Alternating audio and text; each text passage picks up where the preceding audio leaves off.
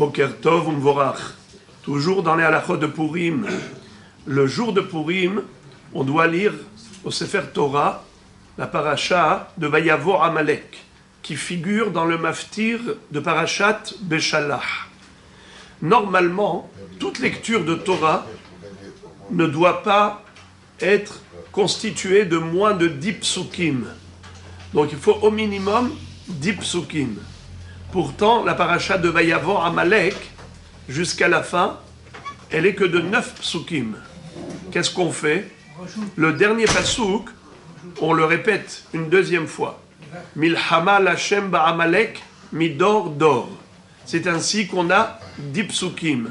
Mais sinon, si Bedi Avad, le Baal Koré, n'a pas lu 2 fois ce pasuk pour arriver à une dizaine de psukim, Bedi Avad, on est quitte. La lecture est tout de même bonne. Mais intéressant de rappeler ce que dit le Orchot Haïm, qui est l'un des Rishonim.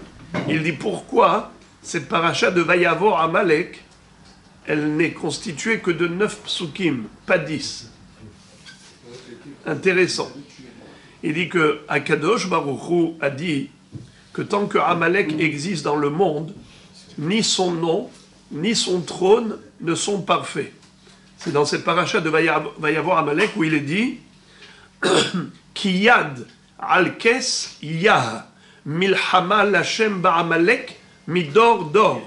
Kiyad al-kes yah milchama lashem ba'amalek midor dor. Qu'est-ce que cela veut dire?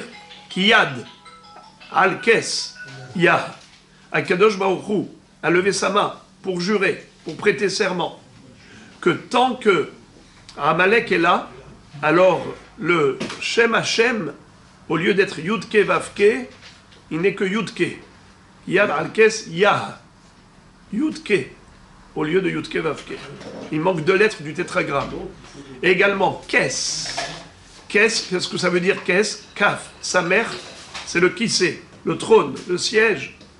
Eh bien, le trône divin, normalement on aurait dû écrire Kissé. Comment c'est écrit?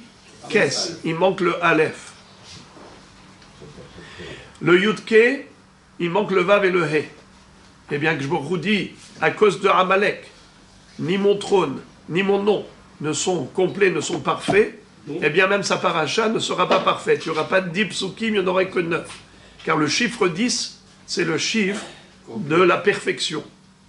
Par exemple, le monde a été créé avec 10 paroles. Il y a les 10 commandements. Le chiffre 10, c'est une fois qu'on a terminé toutes les unités, on arrive à la collectivité. C'est le chiffre 10, c'est la perfection. Eh bien, il n'y a pas de shlemut chez Amalek, parce qu'il empêche la shlemut de la Ashrat HaShechina dans le monde. Je terminerai juste avec ce pasouk. On le dit tous les matins. Ki bahar Hashem betzion, ivah lemoshav. Dieu a choisi Tzion, il a désiré pour être le lieu de sa résidence. Ki bahar Hashem betzion, ivah. C'est quoi ivah? Aleph, vav, he. Akadosh Baruch Hu, il a désiré, comme ta'ava. Eh bien, le aleph et le vav et le he, c'est ce qui manque dans kes pour être kissé et dans yudke pour être yudke vavke. Akadosh Baruch Hu, quand il enverra Mashiach pour délivrer Tzion, Ki bahar Hashem betzion, iva le moshavlo. Le aleph et le vav et le he retourneront à leur place. Au lieu de kes, on aura kissé à kavod, et au lieu de yudke, on aura la révélation, le dévoilement de yudke vavke, de Malchut Hashem, au vu et au su de toute l'humanité. Quand on dit Idgadal v'Idkadash Shemeh Rabba, certains Mefarshim expliquent que le mot Shemeh Rabba, si vous prenez Shemeh, vous le divisez en 2, ça fait Shem Yah, le nom de Yudke. Idgadal, qui soit agrandi, Idkadash, qui soit sanctifié, Shemeh Rabba, Shem Yudke, le nom de Yudke, qui soit Rabba, qui soit grand, c'est-à-dire qu'on lui rajoute le Vav et le He pour être Yudke Vavke. Alors regardez, Idgadal, il y a combien de lettres? 5 lettres. Veit Kadash, combien de lettres? Veit Kadash fait 6 lettres. Qu'est-ce qui manque dans le nom d'Hachem pour être Yudke Vavke? Il manque le Vav et le He. Vav, c'est la valeur numérique de 6. He, 5.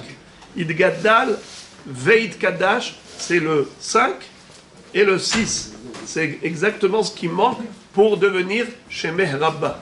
Donc lorsqu'on prie, quand on fait Kaddish, on prie justement pour que le nom d'Akadosh Baruch Hu soit glorifié, sanctifié, agrandi à jamais avec la venue du Mashiach. C'est là la tfila de Kaddish.